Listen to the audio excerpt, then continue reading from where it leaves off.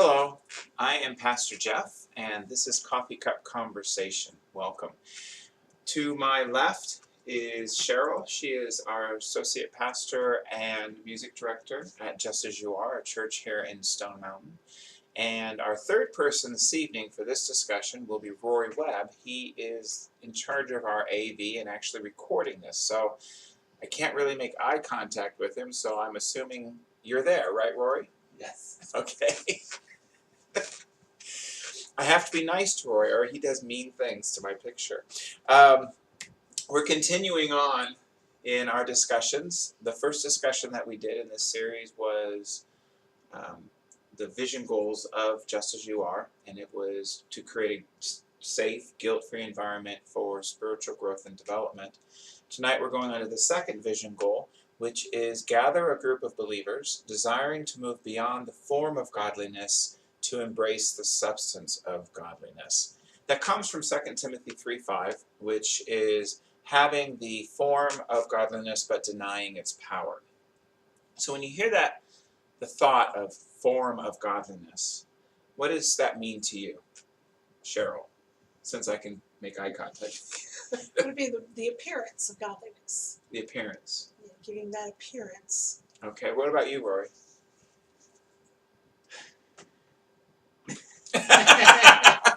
Caught you off guard. Well, just like your everyday, how people perceive you. Okay, so it's the outward form. I always thought of it as the idea of, because it's form of godliness, I was thinking of religion. It's the rituals, the things that we do to feed or direct our spirituality. So like in my faith tradition, we would have, communion. That would be a ritual. In other faith traditions, there might be praying of the hours or whatever. And I want to make it very clear, I'm not challenging in this faith, in this vision goal, the form that we choose to drive our spirituality, because I think we're all wired differently. But I am challenging having the form without the focus on the sacred. I think a lot of times, I know in my own life, sometimes the ritual becomes more important than the reason. That makes sense. Has that ever happened to you in your faith journey? Yes, it has. Expand. Well, where you get accustomed to doing certain things or trying to be holy, and you forget what being godly is like. When you were talking, I remembered when we went to this one church and we all were trying to all be the same almost. We became the same, and we had this special smile. We'd say it's our Christian smile, and we all appeared so holy, and we weren't. Yeah, I grew up where you definitely had to look the part. I came from a very legalistic, fundamental background, and so your hair had to be off your collar, above your ears. As I get older, that becomes much easier. You couldn't wear jeans for a while then, and you could wear, I'm not sure the timing, but slowly corduroys made it into it. You could use corduroys. Girls wore culottes. I mean, it was how you looked, and if you didn't, then you didn't look like a Christian should look. Right. So that's I think losing sight of what rituals and restrictions that we place in our life are for. It's not about the restriction. It's about the guiding of our spirituality to practice the presence of God in our life, to steal a phrase from Brother Lawrence.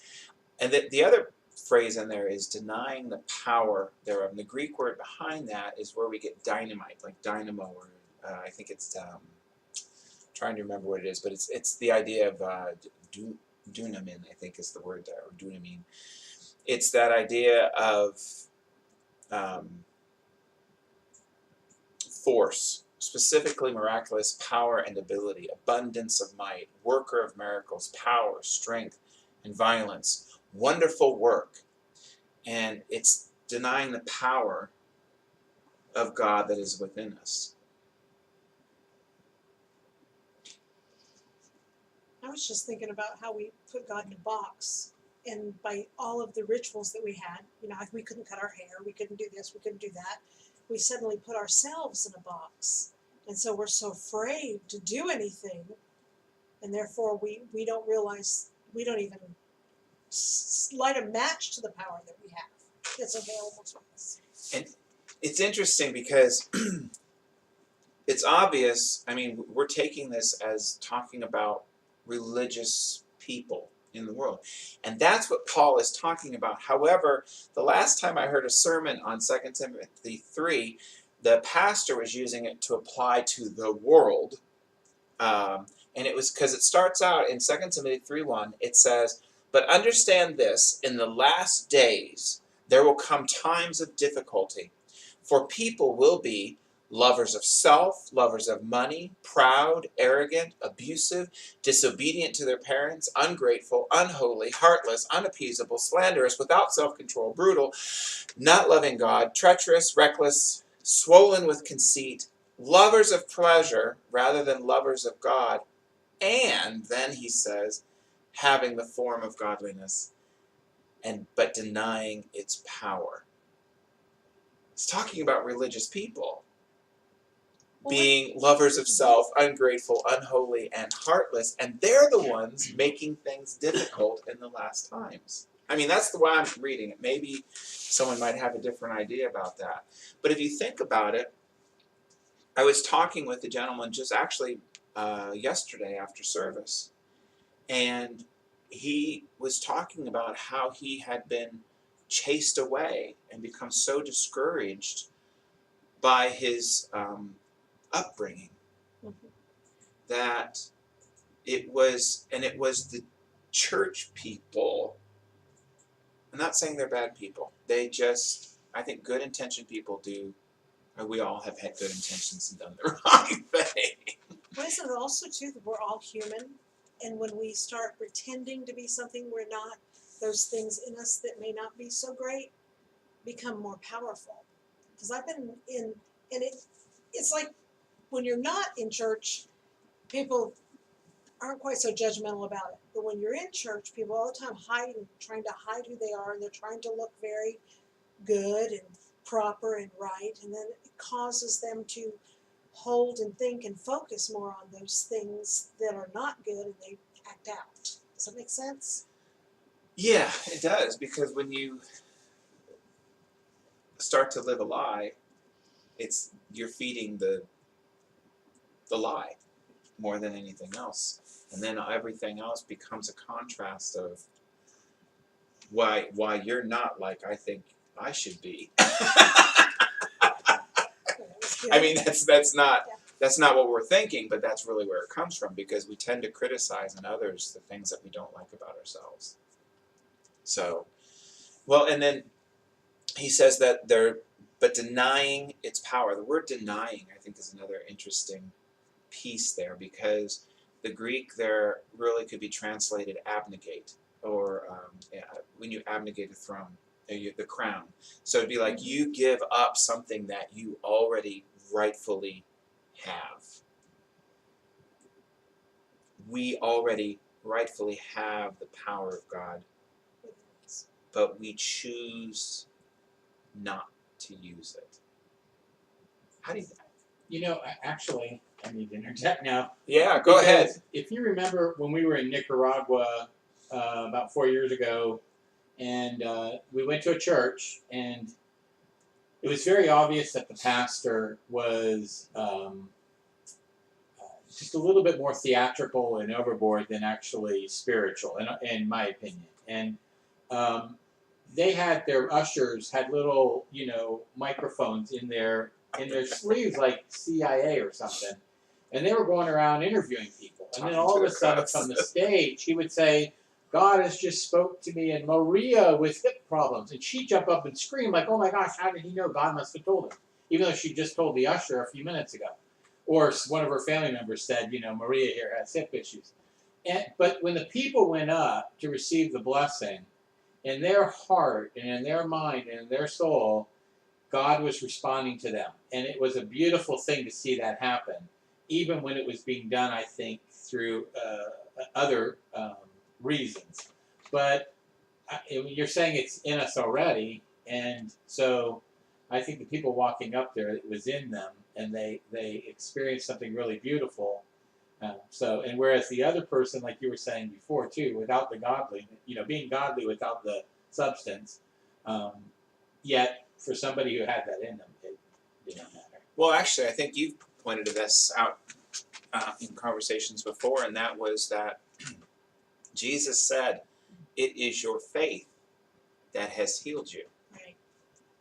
And I love that, because to me that just solidifies in my mind the power of God within me. Well, even in Ephesians it says, now to him who's able to do far more abundantly than we could ever ask or think, according to the power at work within us. To him be glory and honor forever and amen. So it's that power that's at work within us that we're denying. So how do we not, and from this passage, how do we not abnegate the power? How do we not deny the power of God that's in us? Well, the logical thing would be do the opposite of the list. True. So I go to the list, and the first thing on the list is people will be lovers of themselves. Now remember, he's talking about godly people. Well, people with the form of godliness. So they're lovers of themselves.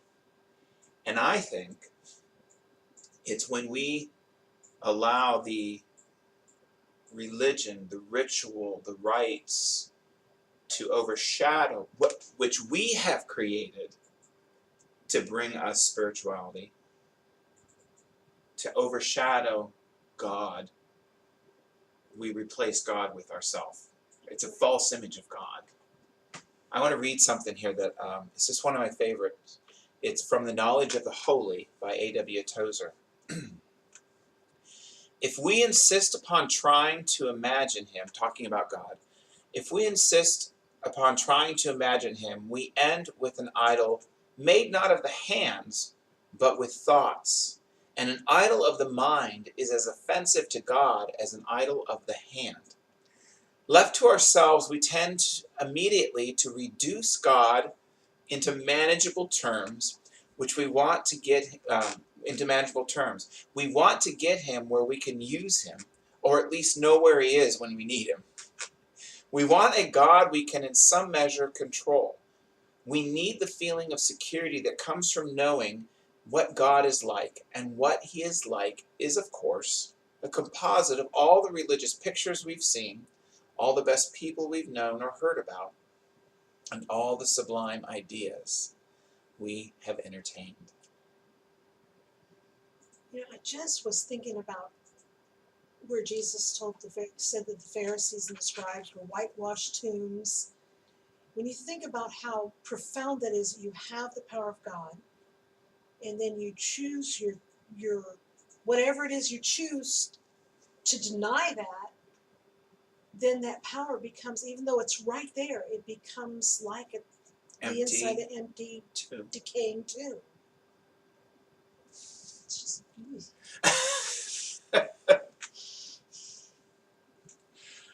Well,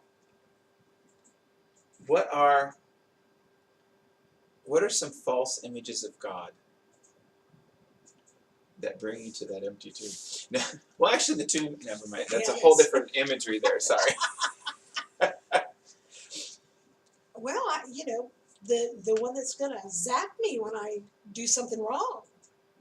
Yeah, the judgmental God. Yeah, literally, almost like the buzzer. You do something wrong, you get zapped. Which is why I don't think I've really ever heard a sermon that I can remember on there is no fear in love. Perfect love drives out fear, because fear has to do with punishment. Right. And God is love. So, what about you, Roy? Do you have any false images of God? Ooh. Well, I did. Sing. I think, growing up, I believe that. First of all, I didn't like God very much, because I had some horrible things happen to family members, and just things that had happened in my life that just absolutely made me dislike God. So even worse maybe than an atheist, I actually believed in God and I hated him, and really wanted nothing to do with him. On the other hand, though, Jesus was like, you brought up Jesus loves the little children. Jesus, died for our sins. And so it was like good cop, bad cop. So if I ever prayed, I only prayed to Jesus. And I'd always tell him, don't tell your father because don't tell God because I don't want God to have anything to do with this. So I really had this opinion that God was really hateful. And then everything I heard or saw on TV, or if I did go into a church, it would be, how much God hates certain people and how much God, would condemn you if you didn't do this. It was sort of like shock treatment sermons, And Wow. but I really hated God for a very long part of my life, and then when I really started studying and much with you, Jeff, I've learned that God really does love me, and that's a man-made opinion of what God is, and I think a lot of it's meant for control. I don't know, but I do know that everything I used to think God was, I no longer do. And So so this is a question for both of you, and whoever can answer first, finish this. Fill in the blank. God is Love. God is love. She took that word. What's your God is everything. God is everything. God is all in all. Oh. Ooh. He won He up got to me, yes. Well, I was playing around and I went through and I was using the Young's literal translation and the English Standard Version, and I was looking for how many times the phrase God is and then something followed it. And, that's doesn't mean that that's what it says in the original language, but it was interesting that the translators would say God is. And that happened 221 times in the Young's literal translation and 173 times in the English Standard Version translation. It'd be God is with you, merciful, hastening, bringing, searching. God is one. God is one happened 3 times, which I thought that is interesting. Whole nother conversation. Yes. God is one, and it happened 3 times. Walking, God is walking. God is causing. God is driving. God is, I think, driving as in driving out or not driving a car. God is active. God is active. God is moving. God is salvation. God is God is truth. God is spirit. God is rock, refuge. I mean, there's quite a few. God is light. God is love. And God is come. But I think anything in the scriptures, I've come to view the scriptures as our best representation of how we relate to God. And I think that's why so many of the various names in Hebrew for God are relational. God provider, God savior, God, all the different ways that the El is used in Elohim. But my favorite is when Moses is at the burning bush and says, "Who should I say has sent you?" And God says, "I am that I am has sent you." And I was meditating on that a while ago, and it was like a brick in the back of my head. Oh. No, a good brick. But it was just like, it was like this really harsh awakening that I am is the name of God. And every time I use the phrase I am, I'm speaking the name of God over my life. I'm not saying that I am God. Don't misrepresent that. We know that. Yes. Thanks. You're welcome. Yes, there is a God and I'm not God. Yeah. But the idea in that moment, the phrase I am was translated into we are. Because God is always with me, working, breathing, guiding, saving, walking, causing, driving. God is always in movement in and through my life. So when I say something like, I am stupid, That's taking the Lord's name in vain. That's denying the power of God that is with me. And I think as believers, we need to take a step back and realize when I say I am, it's really we are. Because God is with me. God is with you. You're supposed to say also with you. Yes. Why? And yet, the danger there is not only a false image of God, but a false image of self. We were talking about that a little bit. You know, we're putting on this garment that isn't real. And then the dark stuff within us starts to rise up because we're living in a lie. And we've allowed that energy. What would be a self-image of self? I was looking to say something to Roy, but I didn't want to catch him off guard.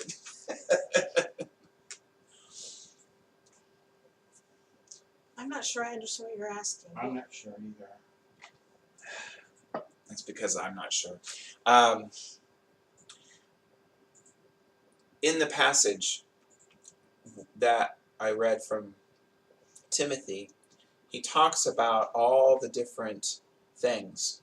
Lover of self, lovers of money, proud, arrogant, abusive, disobedient to their parents, ungrateful, unholy, heartless. Yeah, I checked off on most of those. Sadly. But What? That you are those things? Is that what you... quite a few of those things I Okay. could say that I'm not proud of it, but I could sure say that I do have some work that needs to be done. And Well, you're that's- farther down the road than most. But you know, that's one of the things when we put on that fake, we're trying to show everybody that we've already arrived wherever we think it is we're supposed to be going, and we deny who we really are. Whereas what he just said is very honest. I have some stuff I have to work on. If we would just drop the act. I think transparency is probably one of the best tools of ministry. I was actually told by a pastor friend that sometimes I'm too transparent. But I would rather people see someone who is a mess that's holding on and keeping going and encourage. I'd rather people be inspired to dig deeper, inspired to dig in, inspired to seek God because, well, if he can do it. I mean, let's be real. I mean, if we all are a mess in our own way. I mean, I don't mean that in a derogatory way. It's just if we would be real, we would have so if, for instance, and what I did was, when I was very young, I decided that I needed to swear myself to celibacy. And because I thought that's what godliness would do. But in reading this list, really, that was mentally abusive to myself. That was ungrateful for who God made me to be. And it was unappeasable because I hated myself. And there was nothing I could do. I had a false image of self. But there's a danger there because you can be so, like Rory said, I checked off on all those. You know, you can't. I didn't say all of those. But you can take it too far. Because the flip side of the coin is you are all that and a bag of chips. In James, it says that by his own will, he created us. And if you read that, it says every good gift and every perfect gift comes down from the Father of lights, with whom there is no shadow of turning. So every good gift and every perfect gift is me and is you. We've just allowed ourselves to forget who we are and abnegate the power of God that's within us and lose sight. So now here, let's kind of wrap it up. We could go through the whole list, but we focused on false images of God and false images of self. What can I do to reclaim the power in my life? Go. You have 30 seconds. 30 seconds. We're done. Well, I can start walking every moment, every step, and try to be honest and truthful and let God lead me. And when I'm tempted to say I am in a negative, something negative, stop, think, and realize that I am anything that I'm anything. God is, the power of God is there. I can do anything. I can be anything, as long as I'm walking in truth inside myself, not pretending. Okay. Rory, how do you reclaim the power of God that is within you that we've been abnegating for so many years? Oh, well, all you have to do is look and you see it's there. You just have to stop fighting it. And I think most people just try to.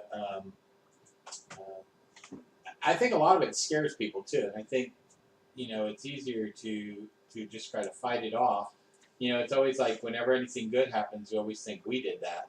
Whenever anything bad happens, we want to blame God for it.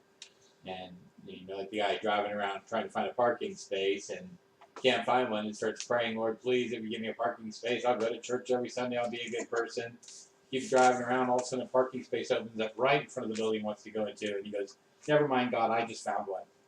So, a lot of people want to blame God for the bad, and then, they personally take credit for the good. But if you look within inside, that good and everything else that's happening is all God, and God's there. And so, So you're kind of saying surrender to the love that God is flowing through your life, or yeah, the power of God? Okay. that is exactly what I'm saying. So you're saying surrender to Yes. the love, and you're saying be real. Mm-hmm. And I guess what I would say is to remember that whenever I speak I am, I'm really saying we are, and that I am a child of God, and I celebrate God's Holy Spirit in my life. I stole that from our faith affirmation just for, that's why Cheryl was smirking at me. So, I know our time is up. We probably went a little bit over because I think we could have actually talked for another half an hour to 45 minutes on this, because it's a subject that being real in our spirituality is so difficult, I think, for all of us as believers, because we want so desperately to be right or be righteous or live in rightness. It's easy to lose sight of the reason why, and it's really all about loving God with every ounce of who I am, and loving each other like we love ourselves. Well, that's it for this week. I hope you enjoyed it, and we'll see you again next time.